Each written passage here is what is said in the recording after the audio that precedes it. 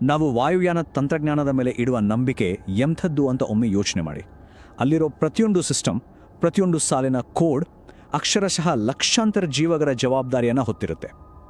ಈ ಕಥೆ ಅಂಥದ್ದೇ ಒಂದು ಕೋಡ್ ಬಗ್ಗೆ. ಜಗತ್ತಿನ ವಿಮಾನಯಾನವನ್ನೇ ಒಂದು ಕ್ಷಣ ಸ್ತಬ್ಧಗೊಳಿಸಿದ ಕೋಡ್.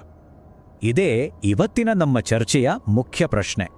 ಇಡೀ ಜಗತ್ತಿನಾದ್ಯಂತ ವಿಮಾನಗಳ ಹಾರಾಟವನ್ನು ಹೀಗೆ ದಿಢೀರಂತ ನಿಲ್ಲಿಸೋಕೆ ಕಾರಣವಾದ್ರೂ ಏನಾಗಿರಬಹುದು? ಒಂದು ಕ್ಷಣ ಯೋಚಿಸಿ ನೋಡಿ. ಸಾಮಾನ್ಯವಾಗಿ ತಲೆಗೆ ಬರುವ ಮೊದಲ ಕಾರಣವಂತೂ ಇದಲ್ಲ. ಅದು ಯಾವುದೇ ದೊಡ್ಡ ಚಂಡಮಾರುತ ಆಡಿರಲಿಲ್ಲ.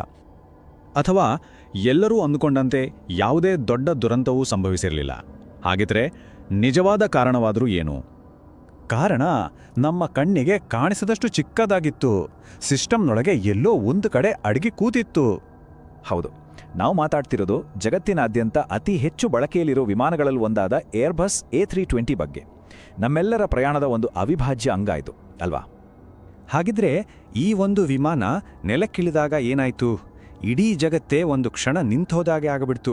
ಯಾಕಂದ್ರೆ A320 ಇಲ್ಲದೆ ಜಾಗತಿಕ ಪ್ರಯಾಣದ ಮೇಲೆ ಆದ ಪರಿಣಾಮ ಅಷ್ಟಿಷ್ಟಲ್ಲ. ಈ ಸಮಸ್ಯೆ ಪ್ರಮಾಣ ಎಷ್ಟಿತ್ತು ಅಂತ ಗೊತ್ತಾದರೆ ನಿಜಕ್ಕೂ ಆಶ್ಚರ್ಯ ಆಗುತ್ತೆ. ಬರೋಬ್ಬರಿ 6,000 ವಿಮಾನಗಳು ಒಂದೇ ಸಾರಿಗೆ. ಜಗತ್ತಿನಾದ್ಯಂತ ಅಷ್ಟು ವಿಮಾನಗಳು ಹಾರಾಟ ನಿಲ್ಲಿಸಿದ್ದು, ಅದರ ಪರಿಣಾಮ ಎಷ್ಟೊಂದು ದೊಡ್ಡದಿರ್ಬೋದು ಊಹಿಸಿ. ಅಂದರೆ A320 ವಿಮಾನಗಳು ನೆಲಕ್ಕಿಳಿದಿದ್ದರ ಅರ್ಥ ಜಗತ್ತಿನ ಅರ್ಧದಷ್ಟು ವಿಮಾನಯಾನ ವ್ಯವಸ್ಥೆಯೇ ಸ್ತಬ್ಧವಾದಂತೆ. ಸಣ್ಣ ನಗರಗಳಿಂದ ಹಿಡಿದು ದೊಡ್ಡ ಮಹಾನಗರಗಳವರೆಗೆ ಎಲ್ಲೆಡೆ ಇದರ ಪರಿಣಾಮ ಕಾಣಿಸ್ತೊಡಗಿತು. ಬರೀ ಸಂಖ್ಯೆಗಳನ್ನಷ್ಟೇ ನೋಡೋದಲ್ಲ, ಆ ದಿನ ಏರ್ಪೋರ್ಟ್ಗಳ ಒಳಗಿನ ನಿಜವಾದ ಚಿತ್ರಣ ಹೇಗಿತ್ತು ಅಂದರೆ ಎಲ್ಲೆಡೆ ಗೊಂದಲ, ಪ್ರಯಾಣಿಕರಲ್ಲಿ ಆತಂಕ, ಸಿಬ್ಬಂದಿಗೆ ಏನು ಮಾಡಬೇಕು ಅಂತಲೇ ತೋಚದ ಸ್ಥಿತಿ. ಇಷ್ಟೆಲ್ಲ ಆಗಿದ್ದು ಕೇವಲ ಕೆಲವು ಸಾಲುಗಳ ಒಂದು ಕೋಡ್ನಿಂದ. ಸರಿ, ಈ ನಿಗೂಢತೆಯ ಹಿಂದಿನ ಕಾರಣವನ್ನ ಈಗ ಒಂದೊಂದಾಗಿ ಬಿಡಿಸೋಣ. ಈ ಸಮಸ್ಯೆಯ ಮೂಲ ಯಾವುದೇ ಸ್ಫೋಟ ಅಥವಾ ಅಪಘಾತ ಆಗಿರಲಿಲ್ಲ, ಬದಲಿಗೆ ಅತ್ಯಂತ ಸೂಕ್ಷ್ಮವಾಗಿತ್ತು. ಆಶ್ಚರ್ಯ ಅಂದರೆ ಈ ದೋಷದಿಂದ ಯಾವುದೇ ಅಪಾಯ ಇರಲಿಲ್ಲ. ಇದು ಕೇವಲ ಒಂದು ಅಪರೂಪದ ಸಾಫ್ಟ್ವೇರ್ ವರ್ತನೆ. ಅಂದರೆ ಅತ್ಯಂತ ನಿರ್ದಿಷ್ಟ ಸಂದರ್ಭಗಳಲ್ಲಿ ಮಾತ್ರ ಇದು ಕಾಣಿಸ್ಕೊಳ್ತಿತ್ತು. ಆದರೆ ವಾಯುಯಾನದಲ್ಲಿ ಪರಿಪೂರ್ಣವಲ್ಲ ಅನ್ನೋ ಮಾತಿಗೆ ಜಾಗವೇ ಇಲ್ಲ. ಈ ದೋಷದ ಸೂಕ್ಷ್ಮತೆಯನ್ನ ಒಮ್ಮೆ ಗಮನಿಸಿ. ಹೆಚ್ಚಿನ ಪೈಲಟ್ಗಳು ತಮ್ಮ ಇಡೀ ವೃತ್ತಿ ಜೀವನದಲ್ಲಿ ಇಂಥದ್ದೊಂದು ಪರಿಸ್ಥಿತಿಯನ್ನು ಎದುರಿಸುವ ಸಾಧ್ಯತೆಯೇ ಇರಲಿಲ್ಲ. ಆದರೂ ಇಷ್ಟು ದೊಡ್ಡ ನಿರ್ಧಾರವನ್ನು ತೆಗೆದುಕೊಳ್ಳಲಾಯಿತು. ಇದೇ ನೋಡಿ ಇಲ್ಲಿರೋ ಅಚ್ಚರಿ. ಒಂದು ಕಡೆ ಇಡೀ ಜಗತ್ತನ್ನೇ ನಿಲ್ಲಿಸಿದಂಥ ಬೃಹತ್ ಪರಿಣಾಮ, ಇನ್ನೊಂದು ಕಡೆ ಅದಕ್ಕೆ ಕಾರಣವಾದ ಕಣ್ಣಿಗೆ ಕಾಣಿಸ್ದ ಒಂದು ಚಿಕ್ಕ ಸಾಫ್ಟ್ವೇರ್ ದೋಷ. ಸರಿ, ಈಗ ನಾವು ಈ ಇಡೀ ಘಟನೆಯ ಕೇಂದ್ರ ಪ್ರಶ್ನೆಗೆ ಬರ್ತಿದ್ದೇವೆ.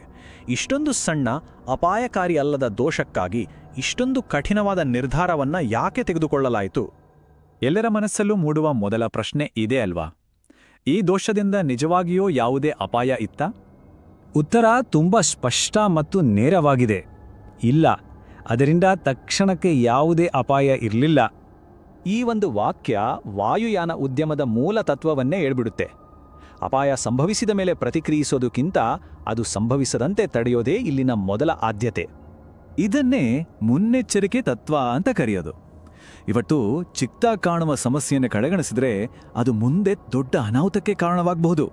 ಹಾಗಾಗಿ ಈ ನಿರ್ಧಾರ ಬಂದಿದ್ದು ಭಯದಿಂದಲ್ಲ, ಬದಲಿಗೆ ಲಕ್ಷಾಂತರ ಪ್ರಯಾಣಿಕರ ಸುರಕ್ಷತೆಯ ಜವಾಬ್ದಾರಿಯಿಂದ.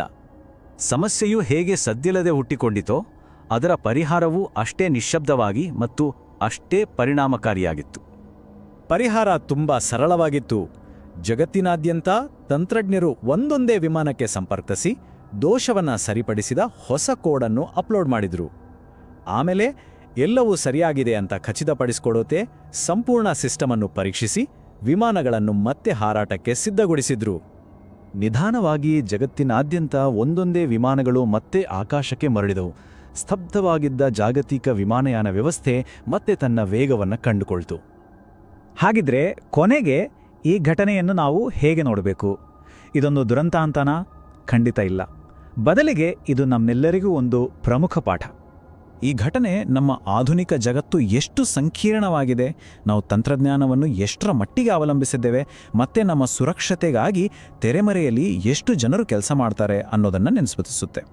ಎಲ್ಲಕ್ಕಿಂತ ಮುಖ್ಯವಾಗಿ ಸುರಕ್ಷತೆಗೆ ಸರಿಸಾಟಿಯಾದುದು ಬೇರೆ ಯಾವುದೂ ಇಲ್ಲ ಅನ್ನೋ ಸತ್ಯವನ್ನು ಇದು ಮತ್ತೆ ಮತ್ತೆ ಸಾರಿ ಹೇಳುತ್ತೆ.